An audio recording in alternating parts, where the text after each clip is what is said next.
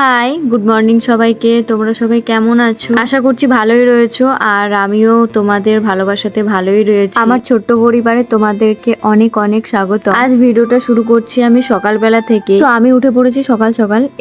না সকাল সকাল না, মোটামুটি 9টা 9:30 সময় আমার ঘুম ভেঙেছে। কেন কি মাম্মাম তো অনেক রাত পর্যন্তই জেগে থাকে, আর ভোর থেকে ও উঠে খায়, তার জন্য আমার ঘুমাতেও অনেকটা লেট হয়ে যায় আর উঠতেও অনেকটা লেট হয়ে যায়। তো যাই হোক, এদিকে আমি চা বানিয়ে নিয়েছি, আর শাশুড়ি মা এসেছিল, মাকে আর আমি দুজনে চা খেয়ে ফ্রেশ হয়ে গেছি। আর ফ্রেশ হওয়ার পরেই আমি চলে গেছিলাম স্নান করতে। স্নান কমপ্লিট হয়ে গেছে, তারপর আমি রোদে দাঁড়ালাম চুলটা শুকাবার জন্য। ও বাবা, দেখছি আর ওই মাথাটা ঘেমে যাচ্ছে। যাই হোক, ওখান থেকে চলে এসেছি আমি এই সুন্দর সুন্দর ফুলগুলোর কাছে।